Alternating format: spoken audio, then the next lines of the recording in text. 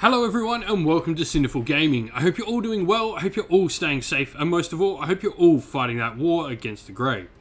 Today's video is going to be an interesting one, and we're going to look at the first box you should buy for every Warhammer Age of Sigmar army.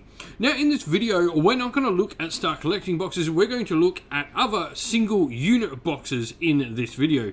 The aim of this is in case, a start collecting box is indeed that little bit too big of a purchase to purchase all at once, or if you're looking to really just barely dip your toe in, looking for your first thing to grab into Warhammer and all of that sort of stuff, and just looking for a cheap option, a cheap hobby project, or a cheap way to start your army, we're going to look at a single box you should pick up first for your Warhammer Age of Sigmar army and your collection, and to begin your journey playing Age of Sigmar. With that in mind, we've made a set of criteria that we think will help get these boxes and sort of explain why we're picking the boxes we are for the army, and we'll go into that in just a second. But yeah, this is simply a video looking at an easy way to get your first box that's not a start collecting box, in case, of course, that is too much of an expenditure as your first purchase, and you're not sure whether you really want that army, whether you like the paints, or whether you like how the models look and the models build, and all of that sort of stuff. This is going to be, I guess, the cheapest way to get into the army with buying a single box. That will be a unit, not a character. So with that said, let's get cracking on and we'll check out our criteria that we're using to sort of figure this out and what our suggestions are sort of based on. And so these are the 6 criteria we've gone for to sort of figure out how we should be picking these boxes. The first one is affordable. Now this is of course affordable in comparison to the other units that would otherwise fit the rest of the criteria. So this doesn't mean that every single kit in this is going to be a $40 Australian kit.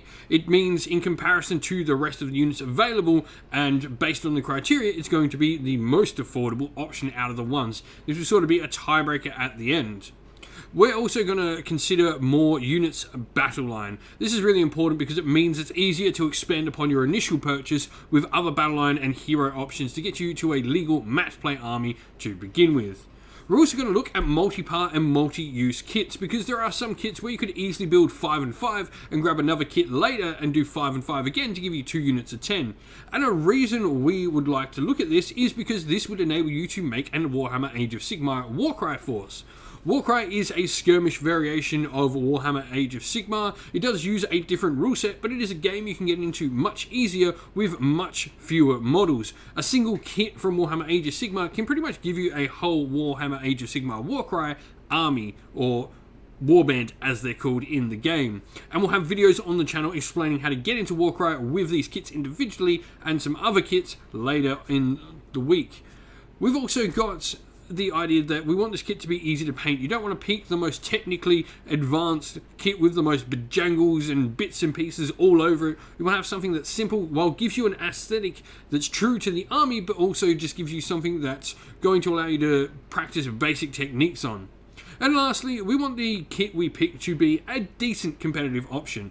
It doesn't need to necessarily be the best option in the book, but having a kit that enables you to do good on the table and isn't, say something a throwaway battle line unit that maybe is not the best thing in the game right now. We want these kits to be usable on the table and not leave you with any bad feelings of how they perform.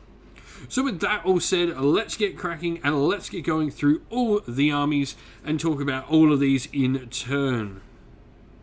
And so, first of all, we have Beasts of Chaos, starting us off in the Chaos Grand Alliance sub-faction. And Beasts of Chaos, we're going to suggest picking up the Ungor box. Now, this box, first of all, is really cheap, so that's a great start, and it does give you multiple battle line options, as it can be built in a variety of different units, all of which are battle line in Beasts of Chaos. It can be built as either Ungor Raiders, which are an archer variation, or Ungors, which are a close combat variation, and have the options again for spears or hand weapons, along with shields on both weapon options.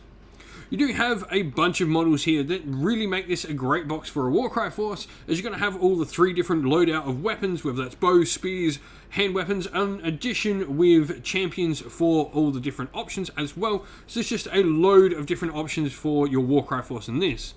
Beasts of Chaos in general are quite simple to paint. Some good basic dry brushing techniques. We'll see this army and this box set picked up and painted really easy. And the units on the tabletop are great in a variety of roles in game, either as sacrificial units to use as summoning points, some fantastic screens, and in the case of Ungor Raiders, pre-game movers, which make them even greater screens, being able to push out into your opponent's zone. And also they're great for summoning, as they are dirt cheap for a decent amount of bodies with your summoning points. Next, Blades of Khorne, and we've gone for Blood Reavers. They're a decent price for the amount of models you get, though definitely not one of the cheaper kits in Warhammer Age of Sigmar. You do get a bunch of models, though, in comparison to other kits of the same price. The unit is a battle line option for Blades of Khorne, so this is great, meaning it's going to be useful for starting our army when we get other box sets and characters. And you've also got multiple weapon options in the box. You've either got dual hand weapons or the two-handed weapon option in the box set, and this makes them great for starting a Warcry force, because you've also got the cool banners and champions in there, so you've got lots of pieces to play around with Warhammer Age of Sigmar Warcry force. The unit is pretty easy to paint in general. Large areas of flesh is pretty cool, and large big metallic blades makes it really easy to get those done. However, they do have a little bit of trim on them, and this requires a little bit of a steady hand to get done, so you do need to take care and time in some parts of the models, though a lot of them you can smash out very large parts of these models pretty quickly.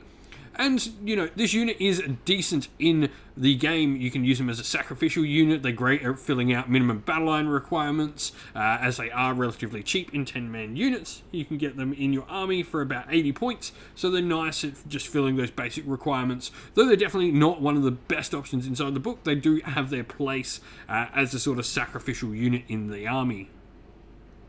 For Disciples of Tzeentch, we've gone with Kharadron Acolytes. You do get, once again, like Blood Reavers, a good amount of models for the cost in comparison to other kits, though they're definitely not one of the cheaper options in this list. And once again, they are a battle line. And you're going to see a lot of similarities, I think, between this unit here and the Blood Reavers we've previously mentioned. You've got loads of upgrade options in the kit, which is, I guess, the one difference. So they don't have different weapon options so much as multiple upgrades. You can take 3 great weapons in every 10 models. You've got the option to have unit champions. You've got Vulcharks, which are cool little bird models. And you've also got the upgrade of Scrolls of Dark Arts, which are another upgradable option. So you've got, 6 in every 10 models can be an upgraded model, which is really nice. This, of course, means you've got a great start for a Warcry force. You can have an entire army be really, really solid with just Kharadron Acolytes for a Warcry force, as there's plenty of options inside here.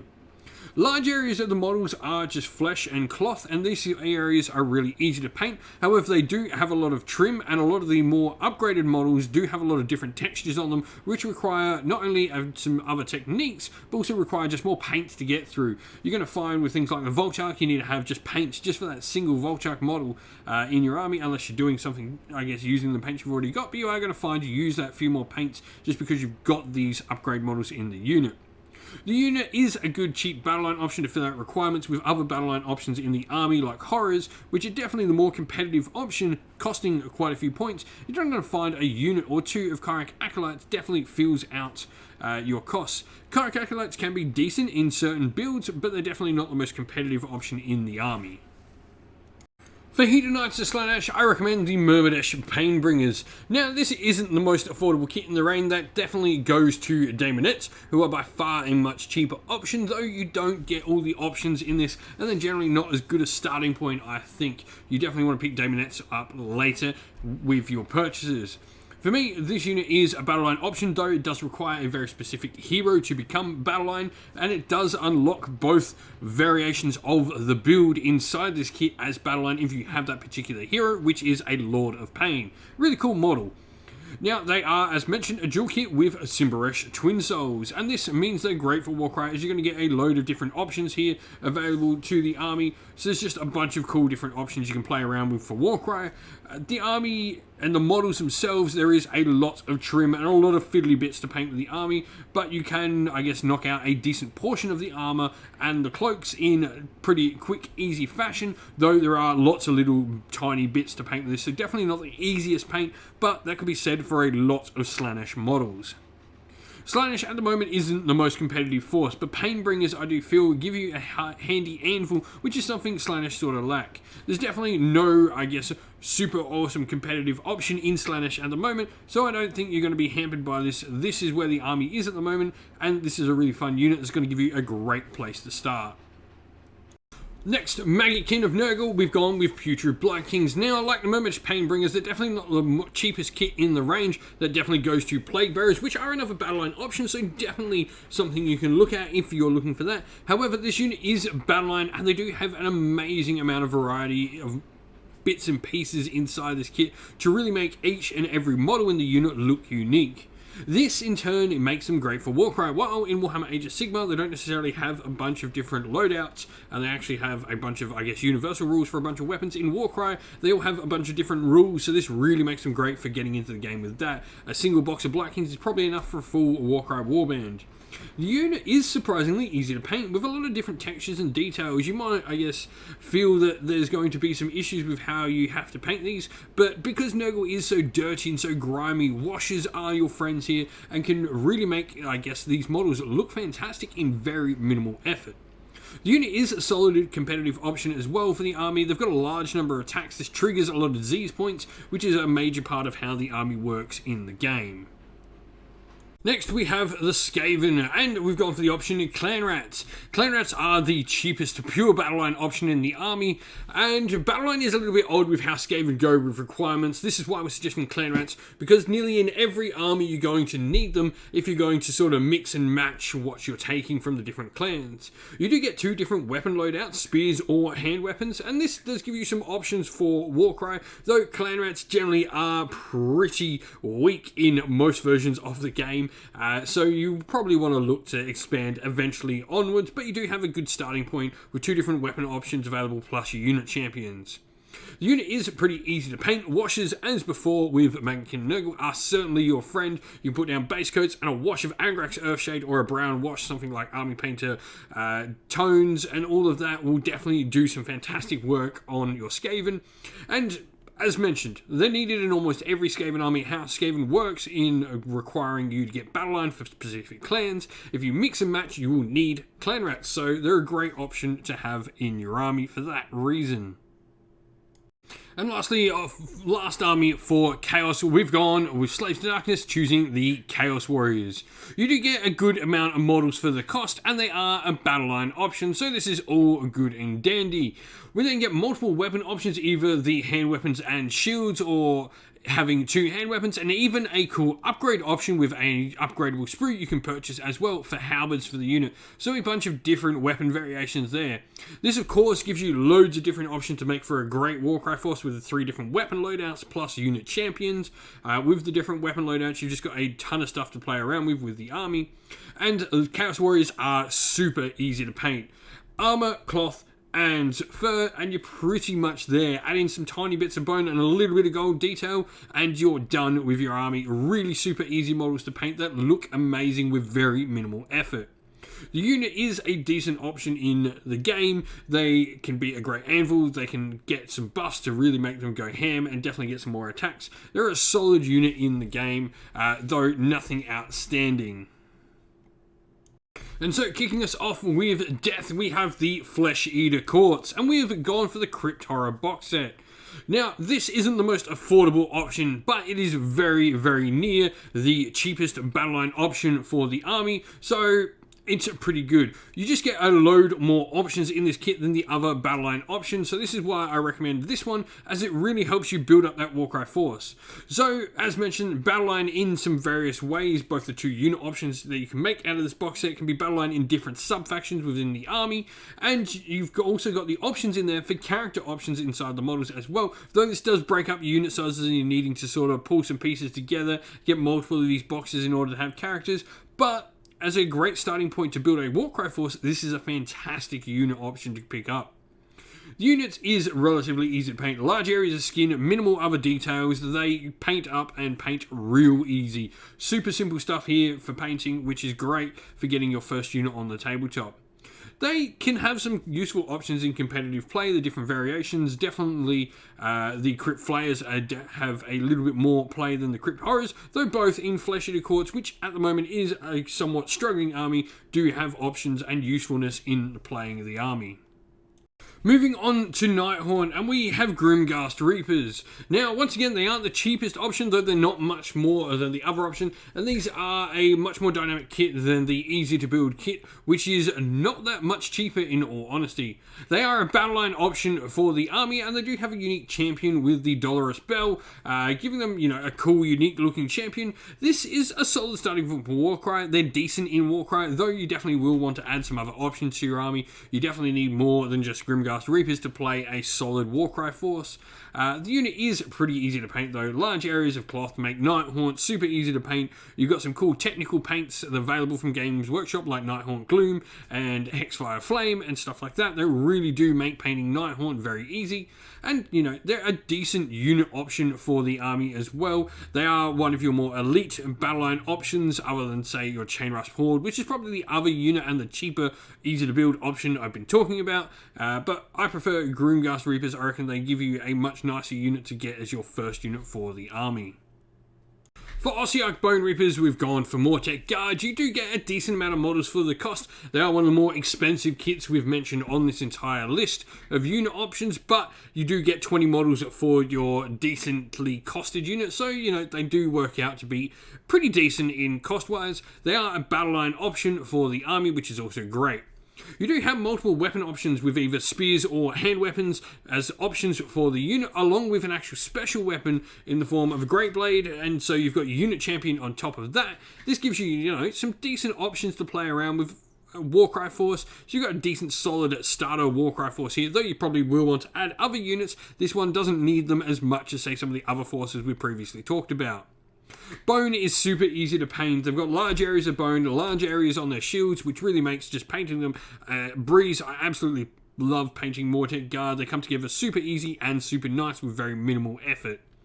Mortek Guard are pretty much a mainstay for Ossiarch Bone Reapers, and pretty much every competitive list will have at least some of them featuring in the army. Depending on what sort of list you're running, you're going to have a varying amount, but they are the mainstay unit of the army and almost pretty much apparent throughout every Ossiarch Bone Reaper army you're ever likely to see. And lastly, for Death Soulblight Gravelords, we've gone for Graveguard. Graveguard are a decently cheap option, though you do get less models than a more expensive kit, which will give you pretty much double the amount of models, though it is much more expensive than the Graveguard option, but they are battle line as well with a particular general option. This maybe isn't the most competitive general option you're going to want, and you're probably going to want to pick up some other different battle line units later, but I feel for a starting point, Graveguard definitely are a better starting point than some of the other options. You do get multiple weapon options, either hand weapon or shield, or two-handed Great Blades for them. And this does give you a good starter force for Warcry, though you definitely want to add some other pieces, as the army does require having some people to bring stuff back, so a Necromancer is always a good addition straight after this. But Graveguard are really easy to paint. Large areas of bone and some really simple armor on them. They've not got a lot of detail on their armor. It really makes them quite easy to paint, so you can do them really quickly. Putting down some base coats and flooring on a wash and a bit of color on the shields, and you're done. Easy to paint, as mentioned, and yeah, they've got a good hammer option for the army as well, putting out a ton of damage, doing a lot of mortal wounds in combat, which is something you really do need in current edition of Warhammer Age of Sigmar. Moving on into destruction, we go with Gloomspite Gitz first, and I recommend Squig Hoppers. Now, they're not the cheapest option, but they're decently costed for the amount of models and cavalry models that you get in the army. The cool thing about them is they become battle line with a Squig associated general, so either one running a giant cave Squig or a manga Squig will make your Squig Hoppers battle line in the army, and they're also a dual kit with the Boingrot Bounders option, which are pretty much like Squig Goblin Knights. They're really cool. The units are really good in Warcry. Squigs are absolutely amazing in Warcry, and you'll get a full force completely out of Squigs. And you have a really strong force as well, as they just have a ton of really cool and powerful abilities in the game.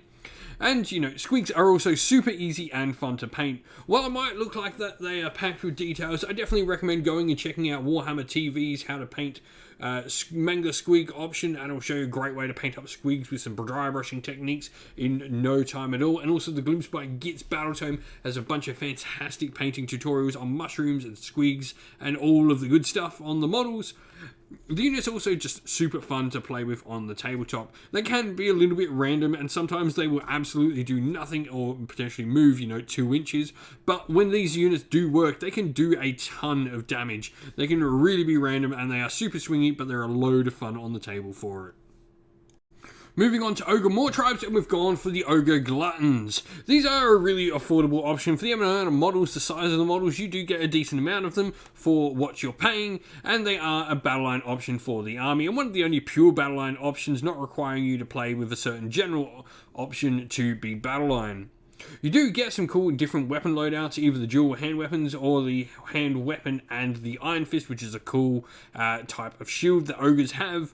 And, they're great for a solid starter force because of all of this. You just got a few different weapon options in the units and a couple of different champion options as well. Really does make for a great solid starter force. And of course, ogres cost a little bit more, so you're not needing to get too many extra pieces to have a 1000 renown force to begin with.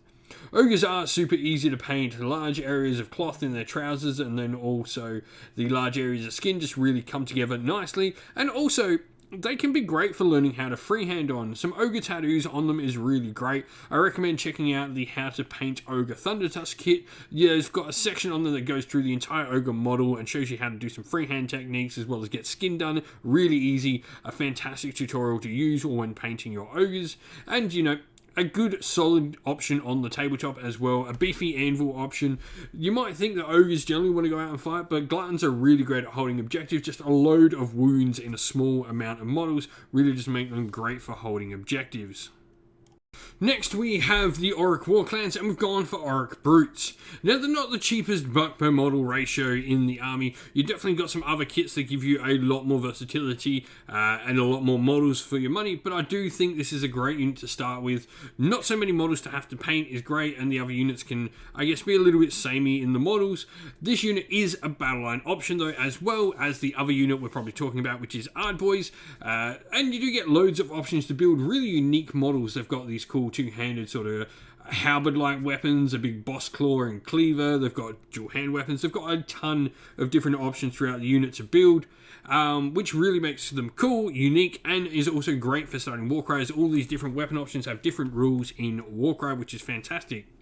They are really easy to paint as well. Large areas of armor that take both metallics and colors both very well. And, green skin really is easier to paint. These sort of non-human skin tones, things like green and stuff like that, can really be quite easy to paint with some very simple techniques. And it sort of hides a lot of mistakes. It's not quite as tricky to paint green skin as it is maybe normal flesh color, which can be, tricky if you're trying to go for very highlighted armor, highlighted skin and stuff like that. But with these, you can paint green skin very easy and very well, really quick. Solid competitive option as well, with some really unique objective play available to them in the form of not allowing opponents to sort of do stuff with objectives is really cool. And then lastly for destruction we have the Sons of Behemoth, and to be honest I'm going to say Mega Gargant. This really isn't an easy army to get into cheaper, as your main crushers are not hero options, so you really don't have those options there. This isn't a cheap army to get into. That's the be-all and end-all of Sons of Behemoth. There's definitely a more expensive force. You're going to have to grab a Mega Gargant at some point to be able to have this army playable on the tabletop. The cool thing is though, a Mega Gargant rather is a battle line and leader option all in one. So once you've got one, you've got a 500 point army straight away with it. That's really all I can say about Sons of Behemoth. They definitely don't play in Warcry, and they're definitely not the easiest thing to paint with very, very large models, a lot of stuff to paint. However, they are a decent competitive option as well. And so, beginning with order, we've got the Cities of Sigmar, and we recommend Free Guild Guard. This is a really cheap unit option, and they are a pure battle line option, meaning they'll fit into the multitude of different cities as a battle line option easily, so this is great. You've also got 3 different weapon loadouts for the unit, which means either sword and board, spears or halberds, all with some fantastic options, and you've got a champion in there as well, and this means they're a great place to start, as you're going to have a ton of different options and pieces to play around with in a Warcry force, so that's great as well. They are really quite simple models. They do have some detail on them, but not an overabundance of it like many of the newer kits in Warhammer Age of Sigmar, so they will take a little bit more time than some of the units we've mentioned in this list, but definitely not one of the more advanced kits in it, and they are a cheap battle line option. As mentioned, they can find a home as a minimum battle line unit requirement in most armies.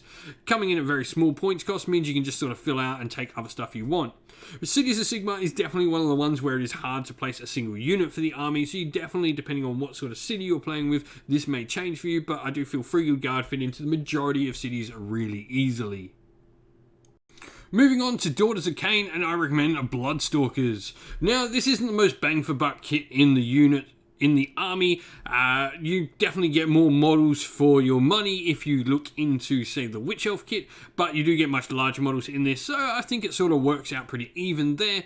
This unit can be battlelined with the right general, and so can the other side of the kit, the Blood Sisters, which this box can make either one. So it's a dual kit between the Bloodstalkers and Blood Sisters, and this of course makes the box set great for getting into Warcry, because you've got all those different unit options. You can build, half and half to begin with, and then definitely move into with another box, playing Warhammer Age of Sigmar proper with that secondary box. The snake parts of the models can be really easy to paint. Some simple dry brushing techniques will have them come up really nicely, though they do have a few little bits of detail here and there that definitely take some care when painting. The unit, either one of them, the shooting especially, are a great competitive option at the moment. Mortal Wounds at range is really powerful, and Mortal Wounds in combat is really great as well. Mortal Wounds are just great. That's simply what they are. So both these units can have some really good play in a competitive army as well.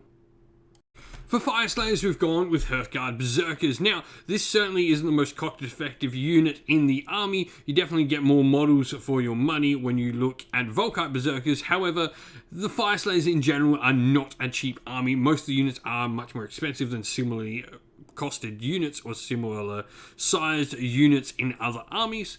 However, this unit is battleline with the right general. Having a Runefather as your general will unlock this unit as battleline, and this unit is a dual kit as well, so you can definitely build a couple of different models here, and they're a dual kit with the Orruk Hearthguard, which are a ranged option.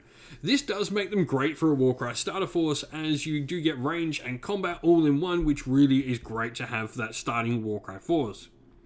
Large areas of skin for the units can be really easy to paint, though the runes can be a little bit tricky and require a little care when painting. This is the most competitive unit option in the army, so that's another great thing going for Hearthguard Berserkers. Fantastic units to start your Fyreslayers force with. Next up we have Idoneth Deepkin, and we're going to be talking Namarti Thralls. Now, this unit definitely has more bang for buck than other options in the army. You could definitely look at picking up the Reavers, which would be a very similar option as well. However, I feel Namarti Thralls are just a better option to start with out of the two. And the Eels are certainly another option with just much less models. So you're not getting as many models to sort of learn and see what you're getting with your painting and all of that. Though you do get a dual kit with the Eels as well. This unit is a battleline option, and the only upgrade they do have for them is the unit champion, though you do have some really cool different weapon options that really make each model look pretty unique and outstanding. You do require some other models to make a really solid Warcry force with this, but this unit can be used on their own and do quite decent. However, they are relatively easy to paint. They've got large areas of flesh, cloth and armor. Now, they do have a lot of trim, and this can be really easy to paint if you just sort of go over with one sort of color. However, you definitely have the option to do some more technical and more advanced techniques on the unit as well. So they're a unit that takes color really well simply, but then gives you room to grow and definitely improve upon that as you see fit. They are, with the new upgrades for them in the new box set, definitely a solid competitive option. Next, we have the Kharadron Overlords, and we're going to be talking Arcanaut Company. This certainly is the best bang for buck unit in the entire army. You get a lot of models here compared to the cost and how many models you get in other kits in the army, and they are a pure battleline option, which is rare in Kharadron Overlords. A lot of other things that are battleline within the army require certain generals, require certain sub-factions to be chosen. This is just a cool unit because they're battleline no matter what. So it's a great unit in that respect. Loads of weapon options and upgrades in there. Your champion's got his own cool weapon. You've got 3 specialist weapons in the form of your Skyhawks, your cool little Gatling cannons, and indeed your big sky spears. So you've got combat and shooting options, and this of course makes them great for Warcry. As a fantastic Warcry starter force, you can definitely use Arkanaut Company all by themselves with no need for any other purchases as a great Warcry force. The units are quite detailed, and painting them does require a little bit of patience and a little bit of practice. Though this is a universal issue with Kharadron, they are a very highly detailed army with lots of metallic, lots of little tiny bits and pieces that definitely require just time and, I guess, patience to paint. They are, as mentioned, just a pure battle line option, so this makes them necessary in many different builds of the army. You're just going to be requiring Arkanauts a lot, so this makes them a fantastic first purchase. We move on to Lumineth Realmlords, and we're going to be talking Venari Aurelin Wardens. Now, this is one of the cheaper units in the army, though Lumineth generally are a more expensive force. Generally, their boxes cost a little bit more than other similar boxes from other forces.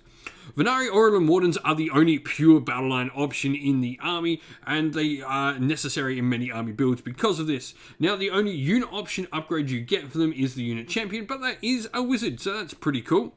The unit here can make a decent enough Warcry force, but you certainly require other units to improve and make a sort of more well-rounded Warcry force. And they are one of the easier kits to paint in what is a very detailed army range. Definitely, there's still a lot of detail and a lot of little bits you need to paint on these, but in comparison to a lot of other Lumineth Realmlords kits, they are definitely one of the easier ones to paint. As mentioned before, they are a necessary battle line in many builds, as taking these units unlock other battle lines, or you're having to play in other sub-faction to unlock many other battle line units, or take certain heroes, etc. So having a unit of these is definitely a great starting point for a Lumineth Realmlords force.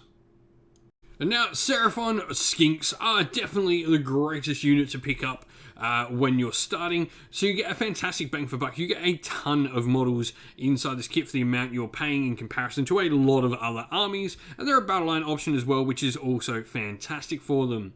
You've got a load of weapon options with your hand weapons and shield, javelins and shield, bolt spitters and hand weapons. Just a ton of different options. And you also get a really cool number of models where you can build some hero options out of the kit as well. This, of course, makes for a fantastic Warcry force, as you've got a ton of different options, and probably the only thing that going against them is you may lack a couple of true sort of big hammer pieces, though numbers will definitely make up for that. They are super simple to paint. All Seraphon are in general. Skin, dry brush, washes, all go really a long way in painting this army up nice and quickly. And, you know, they are a great competitive option skinks in a load of different ways. They can be great in summoning, they can be great for mortal wound output with certain buffs, they're great for screens, they're great for objective grabbing, they just have a ton of options and playability inside Seraphon. Moving on to Stormcast Eternals, and we've gone for Vindictors. Now, there is a load of units that could definitely be chosen here, but we've gone for Vindictors. They are the newest unit, and in general, they're the most affordable in comparison to the rest of the range and the other battle line options available to the army. Now, they are a pure battle line option as well, and Stormcast has a load of battle line options, though many aren't battle line pure. They do require certain heroes and certain sub-factions to unlock the battle line, so Vindictors are just battle line always, which is great. The only upgrades in the unit is the unit champion and banner bearer, and the banner has no special rules inside Warhammer Age of Sigmar Warcry, but the Vindictors are solid enough to play Warcry on their own. Maybe adding another shooting unit alongside them down the line would be a great option, but you definitely get enough models and you have enough sort of power and tankiness here to play Warcry by themselves. Stormcast are super easy to paint. Large, flat areas, they take metallics and colours both equally very well, so they can definitely get painted up really easy, and solid in competitive play as well, with good range for 2-inch range, meaning 40mm bases aren't going to be an issue. They've got a good solid 3-up save base, and they have mortal wound output to boot, so just a great unit all around. And lastly, in the video, we have the Sylvaneth, and we're going to recommend Tree Revenants. Now, they certainly aren't the best bang for buck unit in the range. That definitely goes to Dryads. However, they are battle line like Dryads, so that's got them going for them. And they're a dual kit with the Spite Revenants, and this is a big reason why we recommend them. This is definitely going to help you get more models in there and play around with a Warcry game at the start. And also, I feel that the Tree Revenants definitely give the more modern Sylvaneth vibe, while the Dryad kit is a little bit dated. The army and, well, in Sylvaneth in general, and especially Tree Revenants, you're a little bit middle of the road. They do have some really easy parts to paint and the tree parts to go together really easily, but skin, painting in such light colours can be a little bit difficult, and sort of finding those blends to bring the two pieces together can be really hard to do at times, though there are great tutorials out there to show you how to paint them. So I definitely recommend going and looking at some tutorials on how to paint up your Tree Revenants. However, on the tabletop, Tree Revs are a really useful utility piece. They can teleport around the board every turn for free, and just makes them a really great unit to have on the tabletop.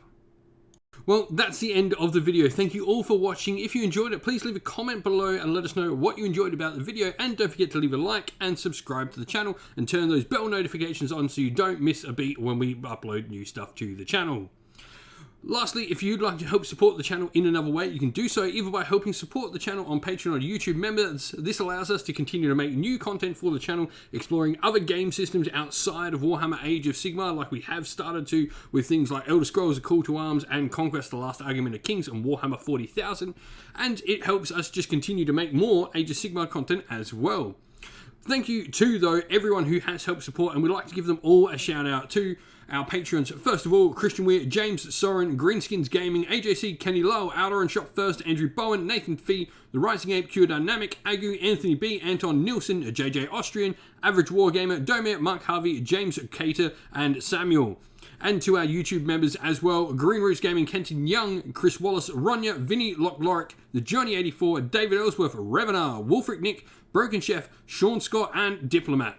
And a special thank you, of course, to, first of all, Lady Witchfox Art, who does all the amazing artwork for the channel you see here, and to Xmorphic, who does all the awesome background work on our Discord server, keeping that nice and running properly for us all. Thank you, everyone, for watching. Once again, stay safe, stay well, and most of all, keep fighting that war against the Grey. Ciao for now.